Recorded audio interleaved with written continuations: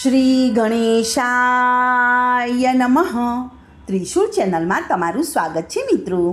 આજે હું તમારી સમક્ષ લઈને આવી છું દેવ દિવાળીનો મહિમા.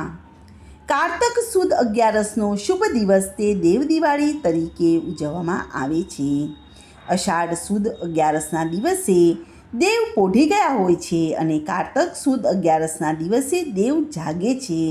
એટલે દેવ પોઢ્યા પછી શુભ કાર્યો થતા નથી અને દેવ જાગ્યા પછી સારા કાર્યો, શુભ કાર્યો થવા લાગે છે. આ દિવસે સવારે વહેલા ઉઠી સ્નાન આદિ કાર્યથી પરવારી સ્વચ્છ કપડાં પહેરી પૂજા પાઠ કરી દેવ દર્શને જવું અને તુલસીના ક્યારા પાસે બેસી ભગવાન વિષ્ણુ અને શાલિગ્રામની મૂર્તિનું પૂજન કરવું. રાત્રિ પડતાં જ ઘરના મુખ્ય દ્વાર પાસે દીવડો પ્રગટાવવો, રંગોળી પૂરવી, સાથિયા કરવા.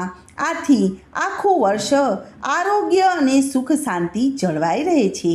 દેવ ઉઠી એકાદશીએ ઠેક ઠેકાણે વિષ્ણુ ભગવાનનો પ્રભોત્સવ ઉજવવામાં આવે છે. આ દિવસે તુલસી વિવાહનો ઉત્સવ ધામે ધૂમેથી ઉજવાય છે. આ દિવસે ભગવાન વિષ્ણુ અને માતા તુલસીના લગ્ન થાય છે. ત્યારબાદ માનવ જાતિના લગ્ન થાય છે. આ ધાર્મિક પ્રસંગોને લીધે આ દિવસ દેવ દિવાળી તરીકે ઉજવાય છે. આ દિવાળીના દિવસે દેવોની દિવાળી પણ કહેવામાં આવે છે. આ દિવસને પ્રબોધિની એકાદશી પણ કહેવામાં આવે છે. આ દિવસે ઉપવાસ કરવાથી ગમે તેટલા પાપ કર્યા હોય તો તેનો નાશ થાય છે અને આ વ્રત કરવાથી અશ્વમેઘ યજ્ઞનું ફળ પ્રાપ્ત થાય છે. કહે છે કે પાતાળમાં બલિરાજાને ત્યાં 4 માસ દ્વારપાળનું કાર્ય કરી અને કારતક સુદ 11ના દિવસે ભગવાન વિષ્ણુ પાછા આવ્યા હતા અને ત્યારે તેમના લગ્ન તુલસી સાથે કર્યા હતા. આથી દેવોને હર્ષ થયો હતો અને એ જ દિવસ તે દેવ દિવાળી કહેવામાં આવે છે. દેવ પોઢે એટલે જનોઈ, લગ્ન વગેરે આદિ શુભ કાર્યો થતા નથી અને દેવ જાગે એટલે દેવ ઉઠી એકાદશીથી લોકો શુભ કાર્યો શરૂ કરે છે અને કારતક સુદ પૂનમના દિવસે ત્રિપુરામુર નામનો રાક્ષસ ઉગ્ર તપ કર્યું હતું. તેથી બ્રહ્માજીએ તેને વરદાન આપ્યું હતું અને વરદાનમાં પોતાનું મોત કોઈનાથી પણ ન થાય તેવું તેણે વરદાન માંગી લીધું હતું.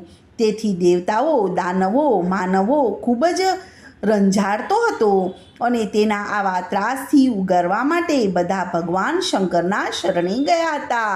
એટલે ભગવાન શંકરે તેનો નાશ કર્યો હતો. આ દિવસે દેવોને ઘણો જ હર્ષ થયો હતો અને તેમણે દિવાળી જેવો ઉત્સવ ઉજવ્યો હતો. તેથી આ દિવસને દેવ દિવાળી કહેવામાં આવે છે. તો મિત્રો, આજની આ કથાને હું અહીં વિરામ આપું છું. કાલે ફરીથી આવીશ એક નવી કથા સાથે. ત્યાં સુધી બધાને મારા જય શ્રી કૃષ્ણ. ધન્યવાદ.